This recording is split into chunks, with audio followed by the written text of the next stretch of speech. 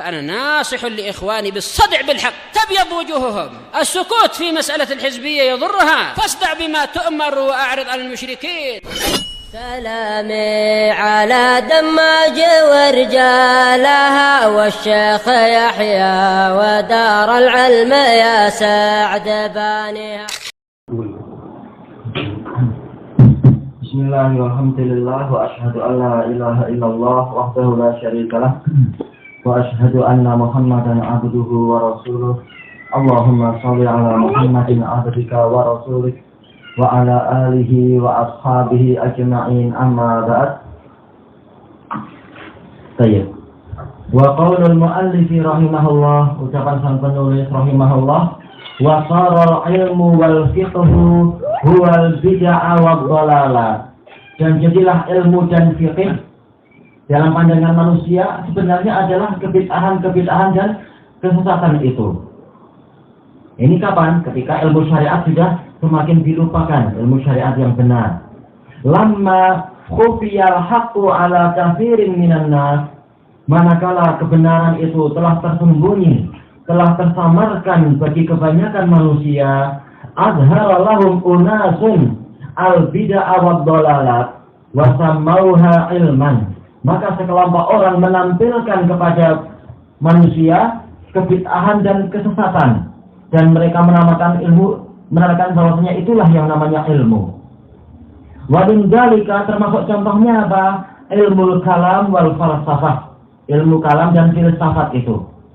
Ini adalah bid'ah. Bid'ah bukan dari buatan orang muslimin. Ini adalah bid'ah orang-orang apa? Orang Yunani yang kenal Allah saja tidak, meyakini banyak dewa, dan dewa sendiri memiliki banyak cacat di dalam akidah mereka itu sendiri. Wa qad sarraha ba'dhum annahu la yufhamul Qur'an wala yafhamul Qur'an wala usul al-fiqh kama yanbaghi. Sekelompok dari orang yang menampilkan ilmu filsafat itu telah terang-terangan mengatakan bahwasanya tidak ada yang mampu memahami Al-Qur'an dan memahami usul fikih sebagaimana mestinya illa man fahima ilmal mantiq, kecuali orang yang memahami ilmu mantiq, ilmu kalam, ilmu filsafat. Wa hadza jahlun min qailih, dan ini adalah kebodohan dari orang yang mengucapkannya. Wa qad kadzdzabahu syara' wal waqi', dan ini telah didustakan oleh syariat dan kenyataan. Karena syariat yang datang dari Allah dan Rasulnya sama sekali tidak menyuruh dan tidak mengajarkan ilmu filsafat dan ilmu kalam. Rasulullah tidak mengajarkan itu, dan juga para sahabat juga tidak mengajarkan itu, dan mereka adalah makhluk yang terbaik dan paling berilmu. Demikian pula para tabi'in dan atba'ut tabi'in. Demikian pula yang pertama kali menyusun kitab usul fikih, siapa itu? Imam Syafi'i. Sama sekali beliau tidak mendukung ilmu kalam. Bahkan kita telah melewati beberapa ucapan beliau betapa kerasnya hukum beliau terhadap orang yang mempelajari ilmu kalam itu. Baik. Wa qad qala fihim al-Imam Ibnu Abdul Bar rahimahullah. Imam Ibnu Abdul Bar yang memiliki kitab yang sangat agung di dalam usul fikih dan juga kitab-kitab yang lain, dan beliau sama sekali tidak mau kepada yang namanya ilmu kalam. Ajma'a ahlul fiqh wal athar min jami'il amsar, seluruh ulama fiqh dan ulama hadis asar dari seluruh negeri mereka telah bersepakat anna ahlul kalam ahlu bid'ah wa zayd, bahwasanya ahli kalam adalah ahli bid'ah dan orang-orang yang menyeleweng. La yu'aduna inda jami' fi tabaqatil fuqaha, mereka tidak terhitung menurut para ulama semuanya di dalam tingkatan-tingkatan para ahli fikih, tidak dianggap mereka sebagai ahli fikih. Wa innamal ulama, hanyalah yang namanya ulama itu ahlul asari wat tafaqquhi fi, yaitu para ahlul hadis dan orang-orang yang mempelajari hadis. Tentunya masuk di dalamnya adalah asar-asar para sahabat, para tabi'in dan sebagainya. Wa yatafadaluna fihi bil itqani wal maizi wal fahm, dan mereka bertingkat-tingkat di dalam masalah fikih tadi, di dalam masalah apanya itu dengan al-itqan, yaitu kemantapannya. Semakin mantap ilmu hadis dan ilmu fikihnya, maka semakin tinggi derajat keilmuan dia sebagai ulama.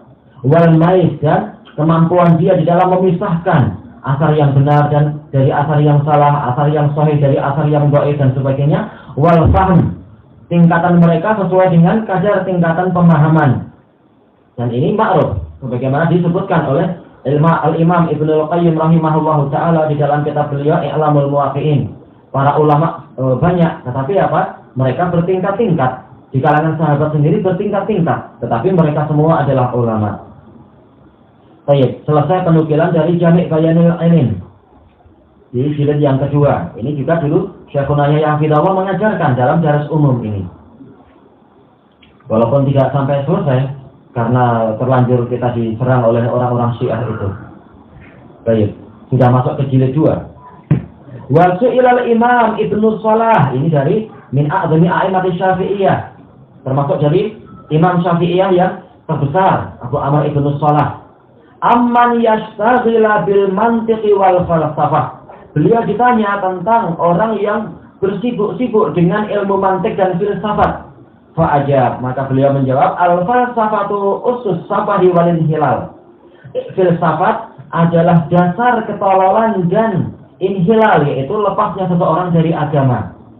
Wa ma'adatul hirati wad dalal, dan dia adalah penyebab kebingungan dan kesesatan. Wa masaru zayghi waz zandaqah, dan dia adalah penyebab masar yang membangkitkan apa itu? Az-zayg, penyelewengan, waz zandaqah, kemunafikan.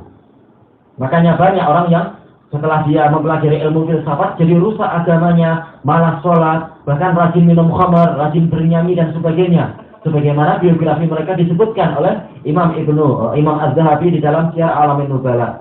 Jadi aneh-aneh mereka setelah belajar filsafat itu. Intinya apa? Lepas dari syariat Allah dan Rasulnya. Wa man tafalsafa amiyat basiratuhu an mahasinis syariah.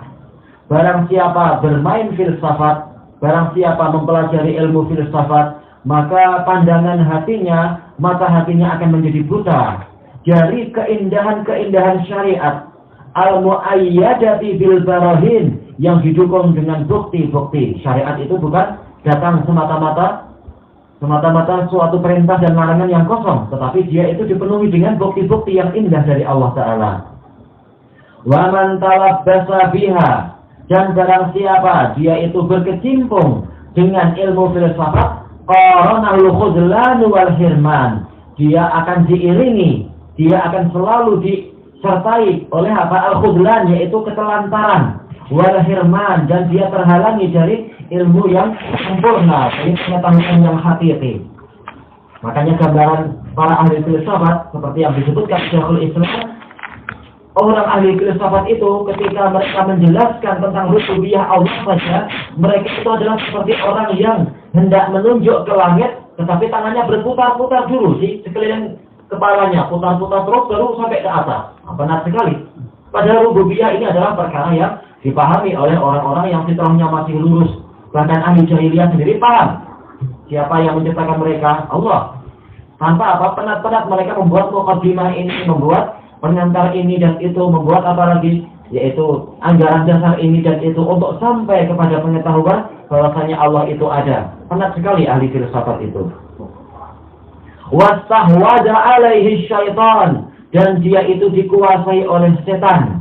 Wa azlama qalbuhu an nubuwati Muhammadin sallallahu alaihi wasallam, dan hatinya menjadi gelap dari kenabian Nabi Muhammad sallallahu alaihi wasallam. Tidak kenal dia akan keindahan kenabian Rasulullah sallallahu alaihi wasallam, bahkan dia akan meremehkan Rasulullah seperti yang dialami oleh kebanyakan orang yang belajar ilmu filsafat. Dia akan meremehkan Nabi Muhammad. Ila anqal, sampai Imam Ibnu Shalah mengatakan wasti'malul istilahatil mantiqiyah, dan penggunaan istilah-istilah ilmu mantiq fi mabahithil ahkami syar'iyyah, di dalam pembahasan hukum-hukum syariat, minal munkaratil mustabsya'ah, itu adalah termasuk kemungkaran yang sangat buruk, wa riqa'atil mustahdasah, dan dia adalah termasuk robekan-robekan kain yang baru. Sudah banyak ajaran-ajaran yang robek. Maka ilmu filsafat ini membuat semakin rusak ajaran-ajaran yang telah rusak. wa laisa bil ahkami syar'iyyah walillahil hamd istiqarun ilal mantiqi aslan.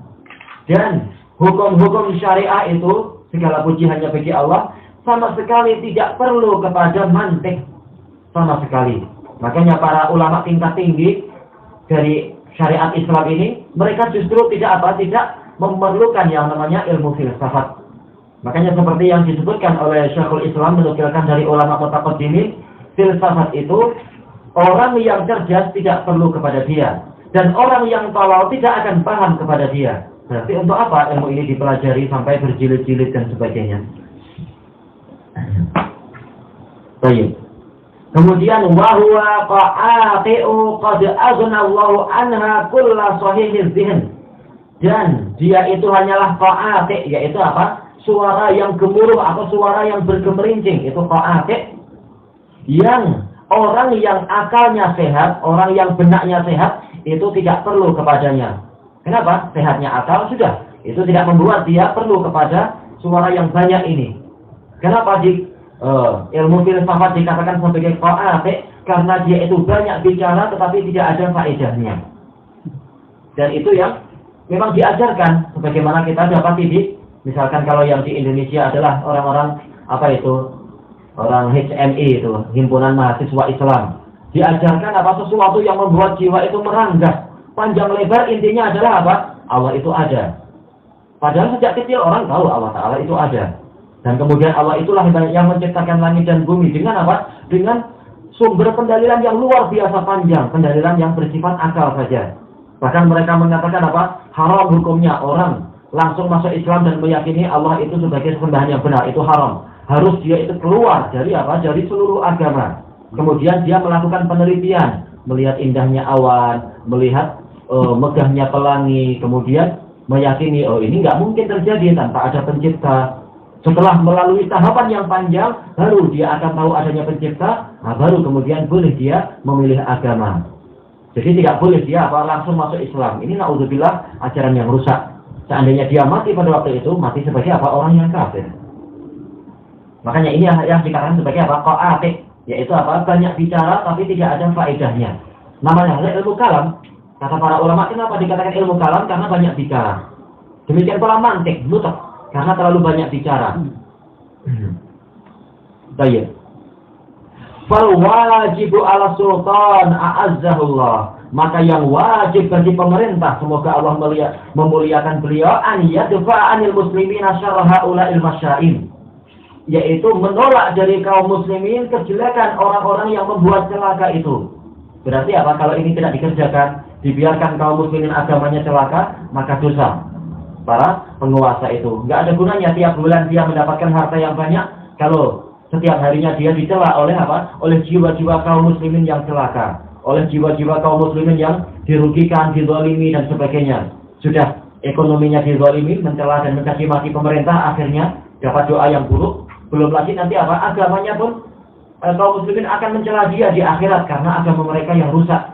Dibiarkan oleh pemerintah, para perusak merajalela di sekolah-sekolah, merajalela di university, merajalela di masjid-masjid, membuat kerusakan, dan pemerintah membiarkan itu saja atau bahkan mendukung. Maka mereka memikul dosa yang sangat banyak. Baik. Wa yukhrijahum minal madaris, dan wajib bagi penguasa untuk mengusir para pembawa ilmu mantik tadi dari sekolah-sekolah, wa yubla'idahum, dan menjauhkan mereka. Itulah yang seharusnya. Terus disuruh kemana? Pulang aja ke mana? Ke negeri Yunan yang sudah bankrupt itu. Itu harusnya. Baik, selesai dari Syiar Alamin Nubala. Baik. Wa qaulul mu'allif rahimahullah, ucapan sang penulis rahimahullah, wa khiyaru ma indahum, ilmu yang paling baik yang ada pada mereka para ahli bidah itu Ladul haqqi bil batil, yaitu menyeludupi kebenaran dengan kebatilan. Haula ilmu mubtadi'ah minhum man ladaihi syai'un minal ayatil qur'aniyah. Para mubtadi'ah itu ada di antara mereka yang memiliki beberapa ayat-ayat Al-Qur'an atau mungkin menghafal wal ahaditsun nabawiyah, dan juga punya hafalan beberapa hadis Nabi. Walakinnaha la tusa'idu abatilahum. Tetapi dalil-dalil tadi tidak mendukung kebatilan mereka. Dan itu jelas karena dalil itu untuk mendukung kebenaran, bukan untuk mendukung kebatilan. Qala Syekhul Islam rahimahullah, la raiba annal batila la yaqumu alaihi dalilun sahih la aqliyun wala syar'i. Tidak ada keraguan bahwasanya kebatilan itu tidak tegak di atasnya dalil yang sahih, baik dalil akal ataupun dalil syariat. Tidak mungkin kebatilan itu didukung oleh dalil. Selesai dari al-jawabus sahih. Zalika li annal adillata nasabaha Allahu fil alam linusratil haq lal batil. Yang demikian itu dikarenakan dalil-dalil yang Allah panjangkan di alam semesta ini adalah untuk menolong kebenaran, bukan untuk menolong kebatilan. Qala Imam Ibnul Qayyim rahimahullah, fa inna Allah la yansuru illa al-haq. Karena sesungguhnya Allah itu tidak menolong kecuali kebenaran. Selesai dari I'lamul Muwaqqi'in. Ini menunjukkan bahwasanya ucapan para ahlul batil, oh dalil kami ini, dalil kami itu hanyalah apa? Pengkaburan dan penipuan. Tayyib ilahuna wallahu ta'ala a'lam.